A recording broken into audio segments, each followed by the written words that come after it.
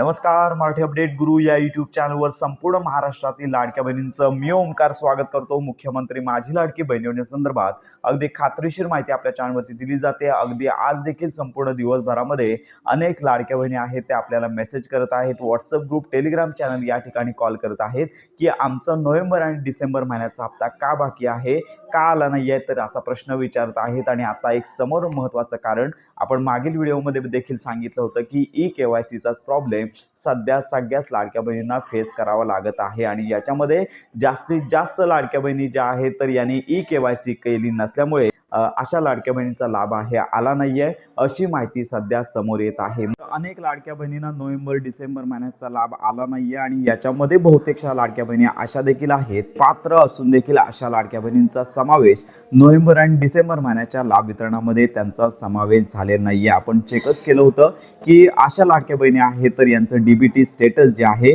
तर अशा लाडक्या बहिणी आहेत त्यातील काही लाडक्या बहिणींनी वेबसाईटवरती नोंदणी केली होती आणि काही लाडक्या बहिणी नारी शक्ती दूत ॲप आणि त्याचबरोबर लक्षात घ्या की अंगणवाडी सेविका ताई. तर लक्षात घ्या ज्यांनी वेबसाईटवरती जी रजिस्ट्रेशन केलं होतं याच्यामध्ये देखील आपण लाभ न आलेल्या बहिणींचा स्टेटस चेक केला तर याच्यामध्ये KYC गव्हर्नमेंट एम्प्लॉई तर अशा प्रकारचा स्टेटस येत आहे. पण याचा अर्थ असा नाहीये की त्या लाडक्या बहिणी आहेत त्या गव्हर्नमेंट सर्वंट आहेत असा अर्थ होत नाहीये. तर लक्षात घ्या KYC मध्ये अशा लाडक्या बहिणींना अपात्र ठरवण्यात आलेला आहे. म्हणजेच लक्षात घ्या की त्यांचा लाभ सध्या बंद करण्यात आलेला आहे.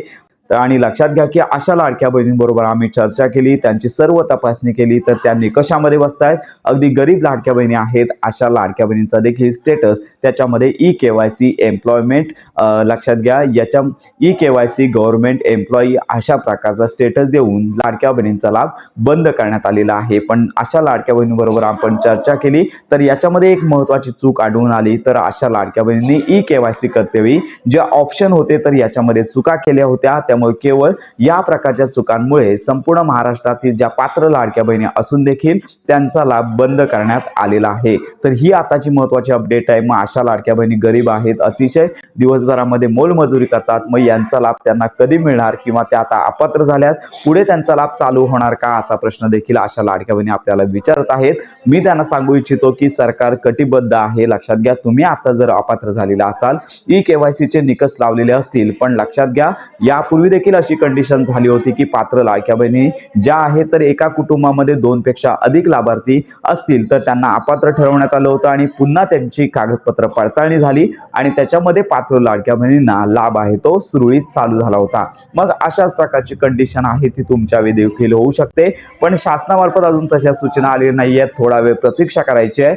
मंत्री आदिताई तटकरे या संदर्भात घोषणा करतीलच आणि त्यानंतर तुम्हाला माहिती आपल्या मार्फत दिली जाणार आहे. म्हणजेच लक्षात घ्या की तुम्ही पात्र असून हप्ता आला नाहीये म्हणजेच तुम्ही अपात्र नाहीयेत. थोडी प्रतीक्षा करा, शासनाची गाईडलाईन लवकरच येणार आहे.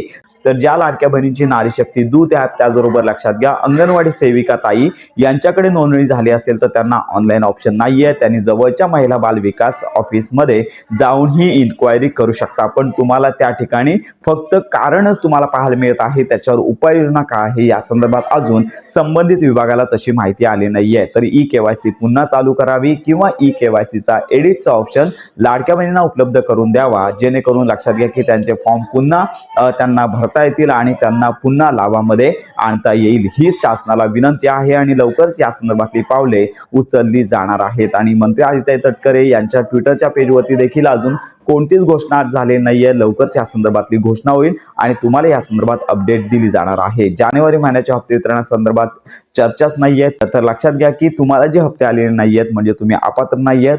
थोडी प्रतीक्षा करा, शासनाची नियमावली या संदर्भात येणार आहे. तर अशा प्रकारे ही महत्त्वाची माहिती संपूर्ण महाराष्ट्रातील लाभार्थ्यांपर्यंत नक्की शेअर करा. तुमच्या जर काही शंका असतील तर आपल्या व्हिडिओच्या कमेंट बॉक्समध्ये नक्की कळवा.